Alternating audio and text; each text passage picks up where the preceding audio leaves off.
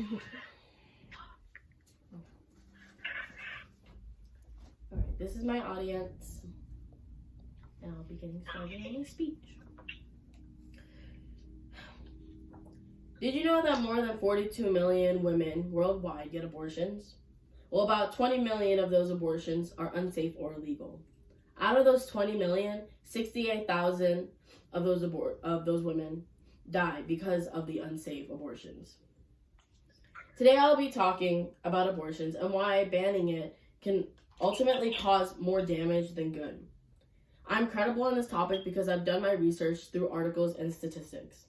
And I personally know someone who has had an abortion and has expressed how grateful she was to have the opportunity to have a safe and legal procedure. With that being said, what exactly is an abortion? Well, an abortion is a medical termination of a fetus. To start off, you should know that there isn't just one type of abortion. However, the most common type of abortion would be the suction abortion. According to Planned Parenthood, a suction abortion procedure would be performed by stretching or opening your cervix with a series of dilating rods. Next, it would be inserting a thin tube through your cervix into your uterus. By using a small handheld suction device or suction machine to gently take the pregnancy tissue out of your uterus. Other forms of abortion that I will not be going into would be abortion pills, dilation, and evacuation. But these different types of procedures depend on how deep you are into your pregnancy term. Now, along with the many ways that you can go about these procedures comes numerous misconceptions, not only about the procedure itself, but the patients who are undergoing it. Most people think that abortions are performed on young, irresponsible teens who can't seem to take birth control, which is not the case. According to Holly Ernest on Healthline, she explained that more than 1/3 of women in the United States will have an abortion before the age of 45. Women who have abortions come from all walks of life. Some of them got pregnant while using birth control. Some are survivors of sexual assault. But either way, they are from all ages and all races. Women get pregnant under a variety of circumstances, and each has a different reason for having an abortion. Women, no matter what age, race, or sexual orientation, can become pregnant and can get an abortion. Why they do that is completely up to them and is their business. But for each person, it's a completely different case. Another misconception is that you can end a pregnancy by taking in castor oil, drinking bleach, drinking alcohol, or taking scalding baths. Just know that this is not true and can be very harmful to you and the fetus. The only safe way of going through an abortion is by consulting your doctor or visiting a clinic. I have spoken so far about what an abortion is and its misconceptions. However, states that restrict women to undergo these procedures follow a greater maternal mortality rate. Take California versus Texas. Both are polar opposites when it comes to the law involving abortions. It is important to know that no state can take away abortions right off the bat. That is our constitutional right. California allows women to go through an abortion up to a certain point within the pregnancy. With many more options and procedures, they also give various opportunities on ways you can pay it off. With Texas, however, they hold many restrictions that technically make it legal, but make it way more difficult to go through with it.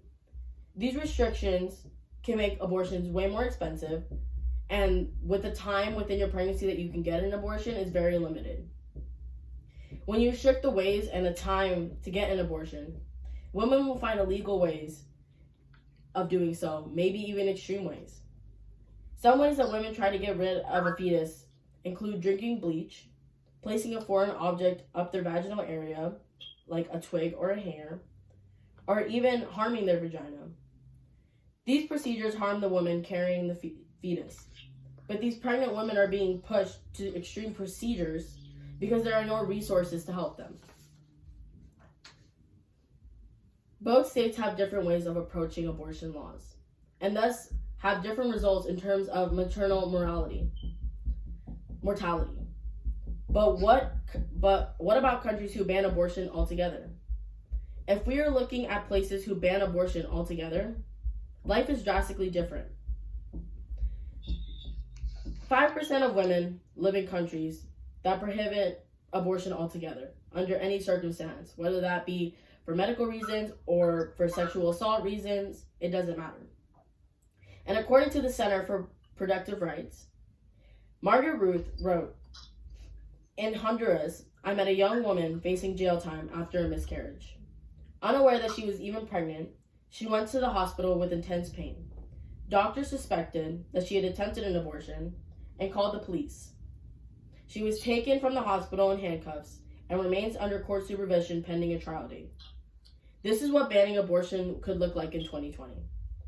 This is where the United States could be headed if courts permit cruel state laws like those passed in Georgia and Alabama to weaken or dismantle the rights protected in the landmark 1973 in the Roe v. Wade decision.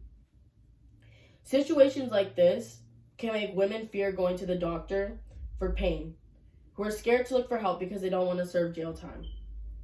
When women do it for medical reasons, they are denied and instead given prenatal care when that is just not what they need." Ruth also said, "In the Dominican Republic, I spoke with Rosa Hernandez, whose daughter, Esperancita, was diagnosed with leukemia.